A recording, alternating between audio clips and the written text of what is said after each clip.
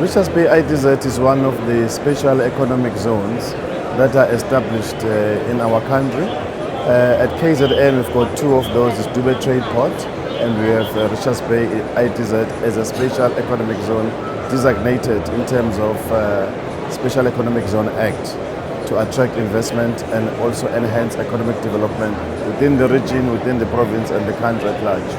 That's our mandate.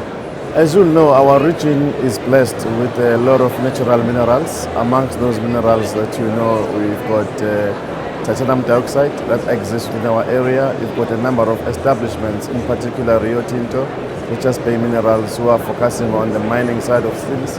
And we have identified beneficiation as one of our key product areas as Richards Bay. And we are trying to work with business people who are focusing in that particular area. And that's our sector that we want to enhance as one of the key sectors in our region. The strategic existence of our zone resonates with a number of strategic business potentials. One of that is the fact that we are within the port, Transnet Port, which assists businesses to be able to import and export some of the products that they do within our own establishment, but also we have an existing infrastructure, in particular gas infrastructure, that is currently in existence, which basically attract some of the potential gas developers and investors within our zone because of the infrastructure that we already have at our disposal. So that's a very competitive advantage that we have. But we also have a very deep sea, which is also one of the key things that attract investors into our zone, because potential business people, they would like to know how can they develop, manufacture their products, and how do they then go about transporting some of those products into other countries, into other regions, in particular SEZ region and Europe. So we have that competitive advantage in terms of our existence and the environment within which we operate. We already have huge investments that are currently in place. One of those investments relates to Velma.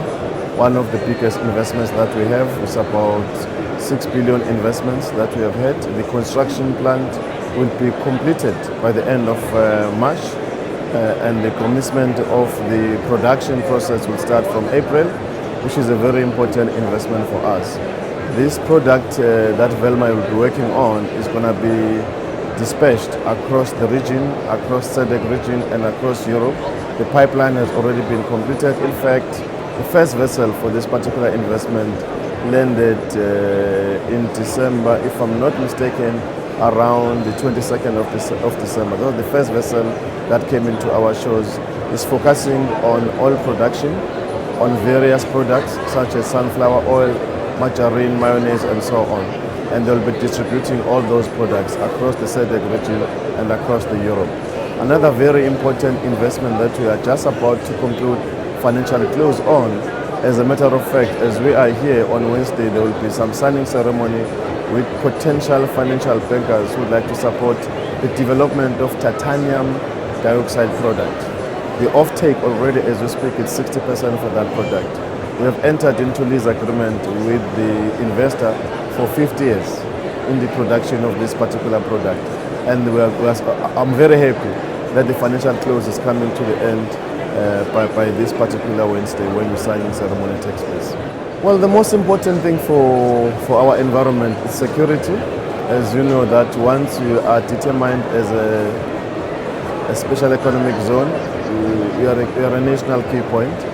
And also is to ensure that we provide quality skills that are relevant for different investments that we are dealing with within our area. We have entered into MOU with some very strategic academic institutions such as Unizulu, University of Zululand, such as TVET College within our area.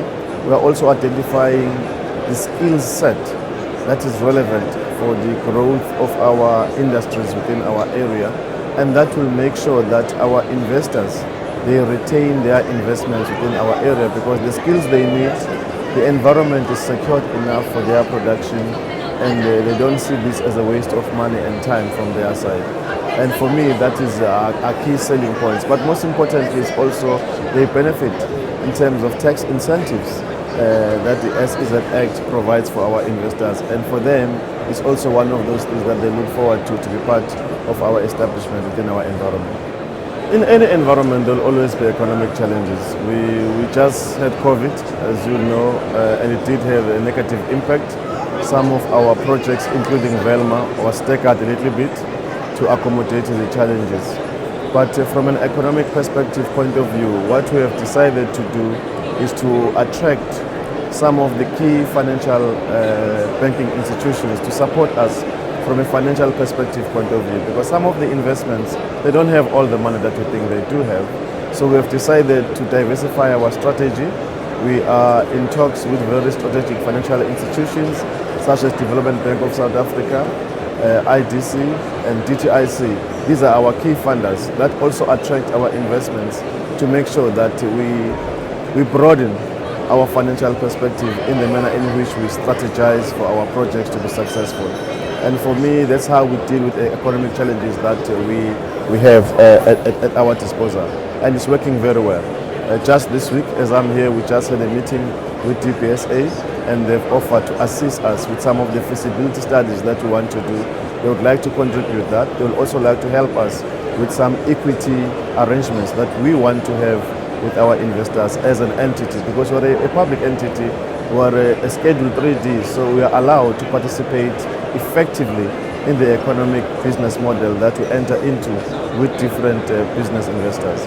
And for us, it's quite a positive thing. So the economic challenges are there, but we have diversified different strategies to deal with them effectively. Well, for me, the key sector is metal beneficiation. Our country, for a very long time, we've been talking about metal beneficiation. But I can tell you right now, there's very little that we have achieved about that. And we have decided to focus on metal beneficiation and to make sure that we enter into some partnership with some of the strategic partners that are also interested in that. Would like that the production of the mining minerals that we have in our region, we create a conducive environment for metal beneficiation to happen in our country. And that will also create more jobs, which is the current challenge in our country. That will create more jobs for our people, but that will also enhance economic development for our country. As you'll know, our province is the second largest province that contributes into our GDP. To sustain that, we've got to make sure that we focus mainly on things such as metal beneficiation that will create jobs for our people, enhance our economic status in the region, and contribute more into our GDP for the country. That we are quite positive. Our company is growing very fast. We've been receiving so many applications from different investors who want to come and establish themselves in our zone. In fact, we might run out of the space. The land that we have, I don't think is sufficient enough. The level of appetite that we are enjoying is unbelievable. But again, it's because of the conducive environment within which we operate. As I've mentioned earlier on, it attracts more investors. If there is any place right now in our country to invest in, it's Richards Bay. Gas development is incredible. We've got 4 gas projects that are currently underway as we speak. Majority of them funded by international funders. So the appetite is quite exciting, I must say. Thank you.